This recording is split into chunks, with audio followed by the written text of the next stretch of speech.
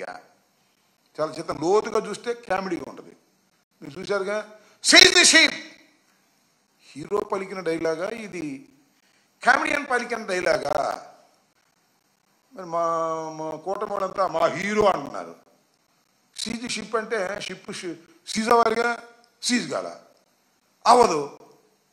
ఎందుకు కాదంటే seize the ship అనడానికి ఆ పవర్ లేదు, రాష్ట్ర ప్రభుత్వానికి ఆ పవర్ లేదు. అంటే అది హీరో డైలాగా, కామెడీ డైలాగా? It is purely comedy dialogue.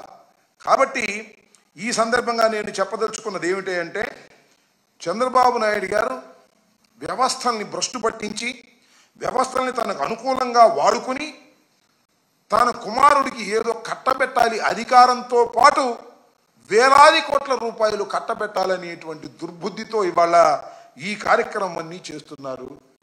అసలు చెప్పింది చేయటం మన బాబు గారికి వింటామంట లేదంటే, ఉంటే నాకు చెప్పండి. మన ఏమన్నాడు, బెల్ట్ షాపులు పెడితే బెల్ట్ తీస్తా అన్నాడు. అసలు బెల్ట్ షాపులు లేనిది ఎక్కడ చెప్పమంటున్నా ఈ రాష్ట్రంలో? అందరిని ఆలోచించమని మనం వచ్చేస్తున్నా.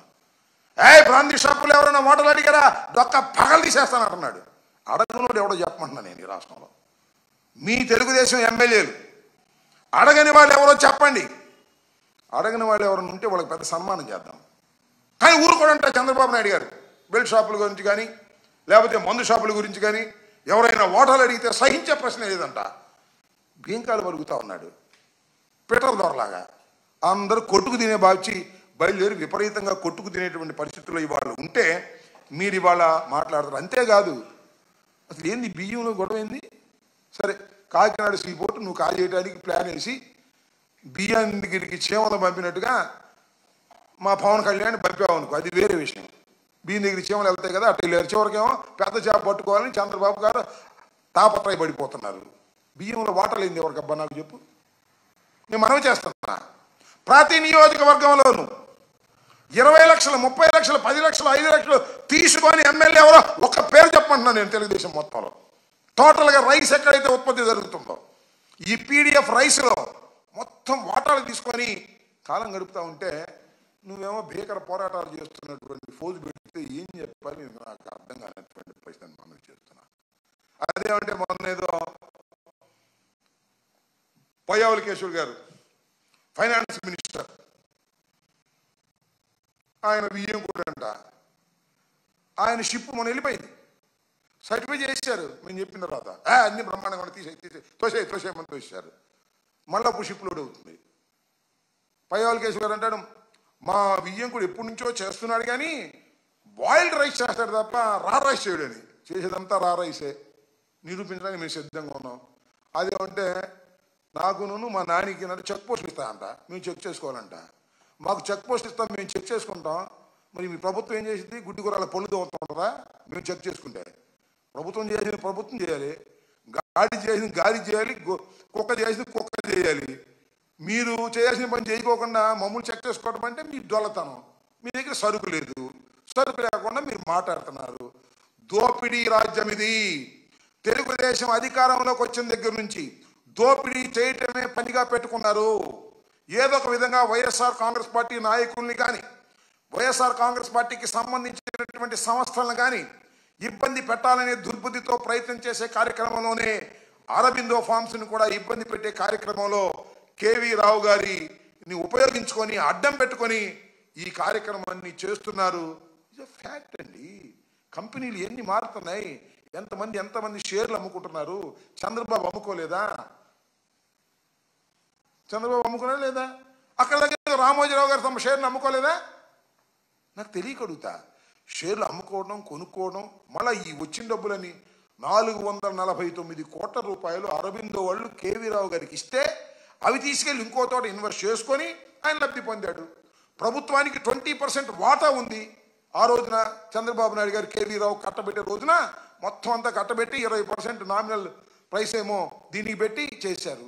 అసలు కేవీ రావు గారి దగ్గర నుంచి కొనదలుచుకున్నప్పుడు, కత్తి పెట్టి కొనదలుచుకున్నప్పుడు, గన్ను పెట్టి కొనదలుచుకున్నప్పుడు మొత్తం కొనేసేవాడుగా.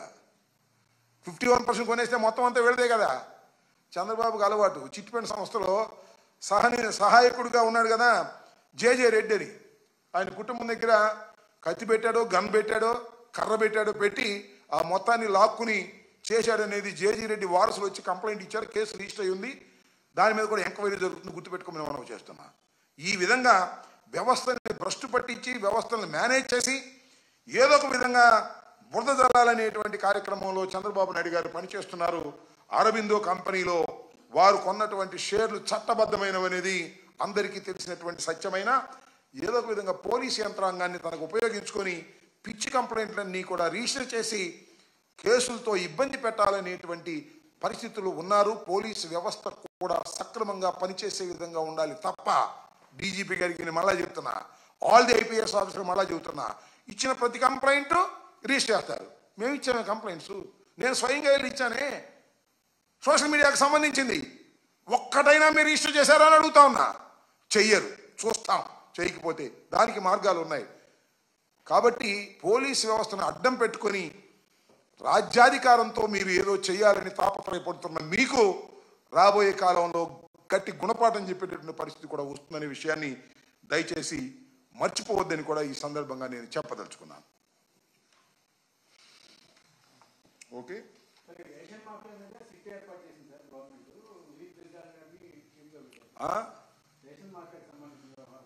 సిట్టా ఎన్ని సిట్లు ఏర్పాటు చేస్తారయ్యా? నాకు అర్థం కాలేదు.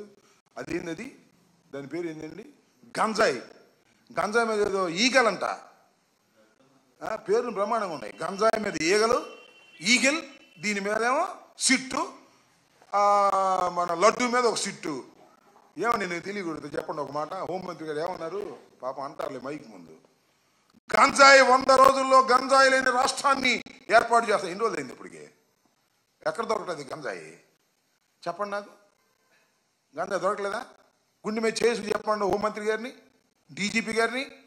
ఆ ఈగలను పెట్టి వాళ్ళు అడగండి, గుండె మీద చేసుకు చెప్పనండి గంజాయి ఎక్కడ దొరుకుతుందో. అన్ని చోట్ల గంజాయి విచ్చలవిడిగా దొరుకుతుంది. ఇది అవాస్తవమా? బెల్ట్ షాపులు అవాస్తవమా? మద్యంలో ఓటాలు అవాస్తవమా? ఊరిని సిట్లు, స్టాండులు, ఈగల్స్ ఇలాంటివన్నీ కూడా మోసపూరితంగా వేసి ఈనాడులో ఫ్రంట్ పేజీలు వేసుకొని పరిపాలన బాగా సాగుతుందో అని చెప్పుకోవడానికి పనికొచ్చేటటువంటి వ్యవహారమే తప్ప పరిపాలన గాలికి వదిలేశారు. వాళ్ళు ఇచ్చిన హామీలు గాలికి వదిలేశారు.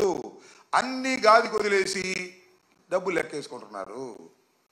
మధ్యన ఎవరు అడిగారండి నన్ను, మాటకి మైక్ ముందుకు వచ్చే లోకేష్ రావట్లేదు ఏంటి అని అడిగారు.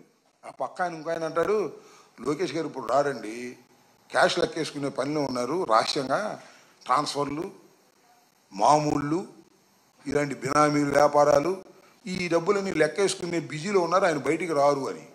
బయటకు వచ్చేది ఎవరయ్యా అంటే ఈయన ఎవరు, పవన్ కళ్యాణ్ గారు. ఆయన వస్తాడు, బ్యాట్ ఉంటే ఆయన మీద పోద్ది. ఇలాంటి చాలా అద్భుతమైన చక్కని కన్వీనియంట్ అయినటువంటి ఒక మహత్తరమైన నాటకాన్ని చంద్రబాబు నాయుడు గారు ఆడుతున్నారు. సాగినంత కాలం మీ నాటకం బాగానే ఉంటుంది, అయినా సాగకపోతే తెలుస్తుంది